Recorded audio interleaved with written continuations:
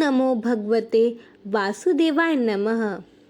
आज मैं 30 days series का प्रथम अध्याय शुरू करने वाली हूँ, जिसमें मैं आपको आज संस्कृत का सबसे बेसिक टॉपिक वर्णमाला पढ़ाऊँगी। आज हम वर्ण के ऊपर विचार करेंगे। और यदि आपको वीडियो पसंद आए तो कृपया लाइक, शेयर, सब्सक्राइब ज़रूर कीजिएगा। तो चलिए शुरू करते हैं।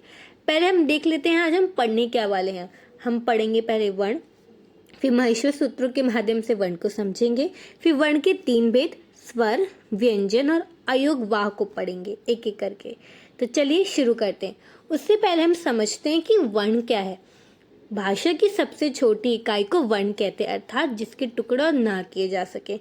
एक उदाहरण के माध्यम से देखते हैं। रामः मंदिरम गच्छति एक वाक्य है। रामः मंदिरम गच्छति शब्द नहीं, वाक्य है, क्योंकि हम इसे तोड़कर लिख सकते हैं। रामः मंदिरम गच्छति, ये तीनों अलग अलग पद हैं। पद अर्थात वो शब्द जो वाक्य में प्रयुक्त हुए हों। रामः मंदिरम गच्छति, ये तीनों पद हैं। रामा एक शब्द है, क्योंकि ये वाक्य में प्रयोग हो गया, इसलिए हम इसे शब्द न बोलकर पद बोलेंगे। पद कोई भी क्रिया करता हो सकता है। अब आप क्या रामा शब्द को तोड़कर लिख सकते हैं? तो जी हम ऐसे लिख सकते हैं, र जमा आ जमा म जमा अह। अब क्या इसे तोड़कर लिख सकते हैं? तो जी नहीं। ये हो गई भाषा की सबसे छोटी इकाई, जिसको हम और तोड़कर नहीं लिख सकते, और यही है हमारा वर्ण, भाषा की सबसे छोटी इकाई। अब हम महेश्वर सूत्रों के माध्यम से वर्ण समझते हैं। तो पाणिनि ने वर्णमाला को 14 सूत्रों में प्रस्तुत किया है। परंपरा के अनुसार महेश्वर यानी शिव जी ने अपने नृत्य की समाप्ति पर जो 14 बार डमरू बजाया, उससे ये 14 ध्वनि या सूत्र पाणिनि को प्राप्त हुए। ये सूत्र इस प्रकार हैं: अ यूणा, रील रिक, ए ओंग, आई औच, हाया वरट, लण, यमगणनम, जबै, गडदश, जबगड़दश, ख फ छ ठ थ च ट तफ, कपै, शशसर और हल। तो देखिए, प्रत्येक सूत्र के अंत में हल वर्ण का प्रयोग प्रत्याहार बनाने के उद्देश्य से किया गया है। जैसे कि आयुणा, मेड़ा हल वर्ण है। इन्हें प्रत्याहारों के अंतर्गत आने वाले वर्णों के साथ सम्मिलित नहीं किया जाता है। इन प्रत्याहारों में जो आदि वर्ण अर्थात जो स्टार्टिंग का वर्ण होता है, उससे लेकर अंतिम वर्ण के मध्य आने वाले सभी वर्णों की गणना अर्थात काउंटिंग की जाती है। प्रत्याहार के अंतर्गत आदि वर्ण तो परिगणित होता है, अर्थात हम स्टार्टिंग के वर्ण को तो गिनते हैं, जो पहला वर्ण है उसको तो गिनते हैं, लेकिन अंतिम वर्ण को छोड़ दिया जाता है। चलिए हम समझने के लिए कुछ उदाहरण देखते हैं। जैसे कि अच। अच प्रत्याहार में हमारे वर्ण आते हैं आ, ई, उ, री, ली, ए, ओ, आई, औ। तो अच हमारा प्रत्याहार कैसे बना? तो हमारा प्रथम सूत्र जो है अयुणा से लेकर जो हमारा चौथा सूत्र है आई औच, उनके मध्य आने वाले सभी वर्ण हम अ से गिनना शुरू करेंगे, क्योंकि अ आदि वर्ण है, और च क्योंकि हमारा अंतिम वर्ण है, तो हम च को नहीं गिनेंगे। तो हमारा अ, ई, उ, री, ली, ए, ओ, आई, औ। अ से गिनते गिनते हम औ तक गिनेंगे, क्योंकि च हमारा अंतिम वर्ण है, इसको हम नहीं गिनते हैं। हल। अब कुछ और उदाहरण देखते हैं। जैसे हल, तो 5वें सूत्र के प्रथम वर्ण ह से लेकर 14वें सूत्र के अंतिम वर्ण ल के मध्य आने वाले सभी वर्ण, जैसे ह, य, व, र, ल, य, म, ग, ड़, न, झ, भ, घ, ढ, ध, ज, ब, ग, ड़, द, ख, फ, छ, ठ, थ, च, ट, त, क, प, श, श तथा स। तो हमारा जो 5वां सूत्र है हया वरट, उसका जो प्रथम वर्ण है, जो आदि वर्ण है ह, उससे लेकर जो हमारा 14वां सूत्र है हल, उसके अंतिम वर्ण ल के मध्य आने वाले सभी वर्ण हमारे हल के बीच में आएंगे। हम हया वरट का जो आदि वर्ण ह से गिनेंगे, और हमारा हल ल के मध्य आने वाले सभी वर्ण। एक कुछ और प्रत्याहार देखते हैं। जैसे कि तो प्रथम सूत्र के द्वितीय वर्ण ई से लेकर द्वितीय सूत्र के अंतिम वर्ण क के मध्य आने वाले सभी वर्ण। हमारा प्रथम सूत्र क्या है? आयुणा। तो आयुणा का हमारा जो द्वितीय वर्ण है ई से लेकर जो हमारा द्वितीय सूत्र है री लिख के अंतिम वर्ण क के मध्य आने वाले सभी वर्ण, जैसे ई, उ, री तथा री। हम जो अंतिम वर्ण होता है हम इसलिए नहीं गिनते, क्योंकि वो हल वर्ण है, उनको सिर्फ प्रत्याहार बनाने के उद्देश्य से लिखा जाता है। एक और उदाहरण देखते हैं, अक। तो प्रथम सूत्र के प्रथम वर्ण अ से लेकर द्वितीय सूत्र के अंतिम वर्ण क के मध्य आने वाले सभी वर्ण, जैसे कि अ, ई, उ, री तथा री। तो हमारा प्रथम सूत्र क्या है, अयुणा। तो अयुणा के जो प्रथम वर्ण है अ से लेकर हमारा जो द्वितीय सूत्र है रील रिक, उसके अंतिम वर्ण क के मध्य आने वाले सभी वर्ण। हम अ, ई, उ, री को गिनेंगे, क को नहीं गिनेंगे क्योंकि ये अंतिम वर्ण है। तो मैंने आपको कुछ उदाहरण दी, उनमें से आपने अच और हल को अगर ध्यान से देखा हो तो आप ये देखेंगे कि अच में भी वही वर्ण आते हैं जो हमारे स्वर में, और हल में भी वही वर्ण आते हैं जो व्यंजन में। जैसे कि अच में अ, ई, उ, री, ए, ओ, ऐ, औ, इसलिए हम अच को स्वर भी कहते हैं। और हल में वही वर्ण आते हैं जो हमारे व्यंजन में आते हैं।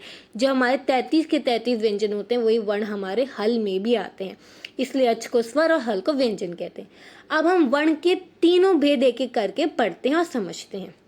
वर्ण हमारे 3 प्रकार के होते हैं, पहला स्वर, दूसरा व्यंजन और तीसरा है हमारा अयोग वाह। तो चलिए एक एक करके तीनों को समझते हैं।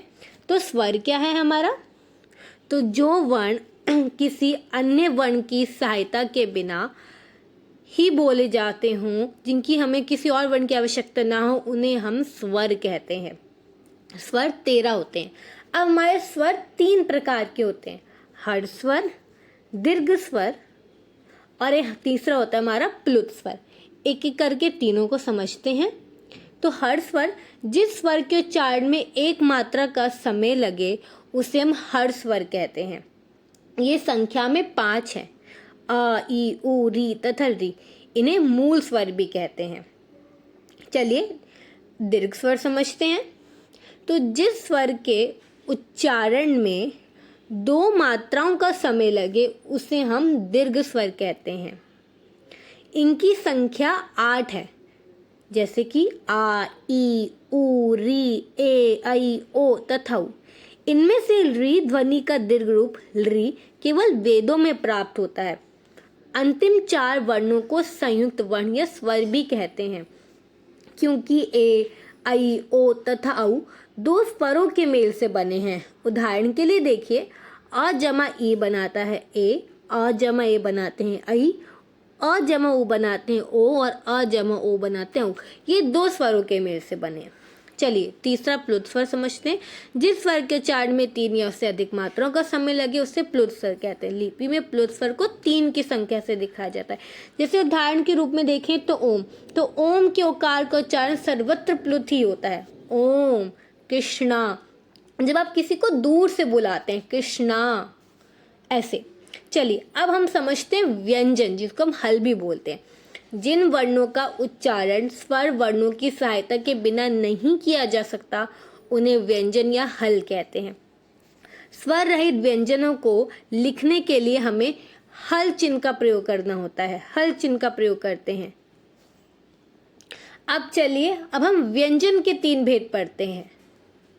तो व्यंजन के 3 भेद हैं, स्पर्श व्यंजन, अंतस्थ व्यंजन और ऊष्म व्यंजन। एक एक करके तीनों को समझते हैं। स्पर्श व्यंजन, तो जिन व्यंजनों के उच्चारण में जीवा मुख के विभिन्न स्थानों को स्पर्श करती है उन्हें हम स्पर्श व्यंजन कहते हैं। इन्हें वर्गीय व्यंजन भी कहा जाता है। ये कुछ इस प्रकार है, क वर्ग, क, ख, ग, घ, अंग। च वर्ग, च, छ, ज, झ, ञ। ट वर्ग, ट, ठ, ड, ढ, ण। त वर्ग, त, थ, द, ध, न। प वर्ग, प, फ, ब, भ, म। तो क से लेकर म तक के 25 वर्णों को स्पर्श कहते हैं। व्याकरण संप्रदाय में इन 5 वर्गों को कु, चु, टु, तु, पु के नाम से जाना जाता है। प्रत्येक वर्ग के अंतिम वर्ण अंग, ञ, ण, न और म को अनुनासिक भी कहा जाता है, क्योंकि इनका उच्चारण मुख के साथ नासिका से भी होता है। तो ये थे हमारे स्पर्श व्यंजन। अब हम अंतस्थ व्यंजन समझते हैं। तो जिन व्यंजनों के उच्चारण में वायु मुख के अंदर ही रह जाती है उन्हें हम अंतस्थ व्यंजन कहते हैं। इन्हें हम अर्धस्वर भी कहते हैं। ये होते हैं हमारे य, र, ल और व। चलिए अब हम ऊष्म व्यंजन समझते हैं। जिन व्यंजनों के उच्चारण में मुख की ऊष्मा अर्थात गर्म वायु बाहर निकलती है उन्हें हम ऊष्म व्यंजन कहते हैं। जैसे कि श, श, स, ह वर्णों को ऊष्म कहते हैं। तो हमने अभी क्या पढ़ा कि हमारे जो व्यंजन है वो टोटल 33 होते हैं। तो कैसे? स्पर्श हमारे 25 होते हैं, अंतस्थ हमारे 4 और ऊष्म होते हैं हमारे 4। तो ऐसे 33 व्यंजन हुए। हमने अभी तक पढ़ा है कि व्यंजन 33 होते हैं और स्वर 13। अब हम अयोग वाह को पढ़ते हैं। तो वे वर्ण जो ना तो स्वरों के अंतर्गत आते हैं और ना ही व्यंजनों के अंतर्गत आते हैं उन्हें हम अयोग वाह कहते हैं। अयोग वाह में योग का अर्थ है साथ, जोड़, और अ का अर्थ है नहीं। तो जो साथ नहीं होते, ना तो स्वरों के और ना तो व्यंजन के, उन्हें हम अयोग वाह कहते हैं। चलिए, अयोग वाह भी 4 तरीके के होते हैं।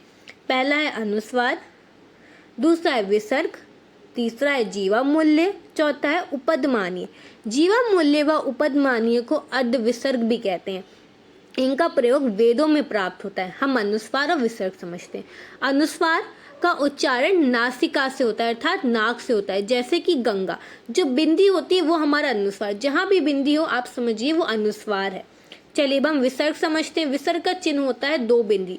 विसर्ग का उच्चारण ह के समान होता है, जैसे कि राकेश ह। तो ये जो श के बगल में जो 2 बिंदी, ये हमारा विसर्ग है। हम इस विसर्ग को ह पढ़ते हैं, किंतु हम ह लिखते नहीं है, सिर्फ उच्चारण के लिए हम ह बोलते हैं। तो ये मैंने आपको वर्ण बताए, वर्ण के 3 भेद बताए। अब मैं आपको कुछ अभ्यास के प्रश्न देती हूँ। तो चलिए, कुछ 3 प्रश्न मैंने दिए हैं। सबसे पहला प्रश्न है अधोलिखितेषु प्रत्याहारेषु परिगणितान् वर्णान् लिखत। मतलब जो नीचे प्रत्याहार दिए हैं उनके वर्णों की गणना करनी है आपको। तो देखिए कुछ उदाहरण, ये कुछ प्रश्न हैं, जैसे कि ऐच, अट, जश और हश, ये प्रत्याहार है। इनकी आपको गणना करके इनके बीच में वर्ण लिखने के, इनके बीच में कौन से वर्ण आते हैं। प्रश्न 2, उदाहरणम अनुसृत्य वर्णाम पृथक कृत्य लिखत। अर्थात जो वर्ण दिए उनको आपको पृथक अर्थात उनको सेपरेट, अलग करके लिखना है। एक उदाहरण के माध्यम से देखिए, जैसे कि गजह। तो गजह को हम कैसे कहेंगे? ग जमा अ जमा ज जमा अह। और ये कुछ प्रश्न है, कमलम भोजनम गच्छति। तीसरा प्रश्न है उदाहरणम अनुसृत्य वर्णनाम संयोजनम कुरुत। अर्थात जो नीचे वर्ण दिए हैं आप उनको संयोजन, उनको मिलाकर, उनको इकट्ठा करके लिखना है। दूसरे प्रश्न में हमने वर्ण विच्छेद किया, तब हम वर्णों को मिलाएंगे। जैसे कि अहम हमने तोड़ तोड़ के लिखा है। और वैसे ही आपके लिए 3 प्रश्न हैं, आप इन्हें करने की ज़रूर कोशिश करिएगा और अपने उत्तर कमेंट्स बॉक्स में ज़रूर बताइएगा। मैं नेक्स्ट वीडियो में इनके उत्तर बताऊंगी। आशा करती हूँ आज आपको वीडियो पसंद आया होगा। अगर वीडियो अच्छा लगा हो तो लाइक, शेयर, सब्सक्राइब ज़रूर कीजिएगा। एक कोशिश है मेरी कि आप संस्कृत भाषा को सीखें, आप अपने दोस्तों को भी संस्कृत भाषा को सीखने के लिए मोटिवेट करिएगा और कमेंट्स में अपनी राय ज़रूर दीजिएगा और उत्तर भी ज़रूर बताइएगा। चलिए, तब तक के लिए आपका धन्यवाद।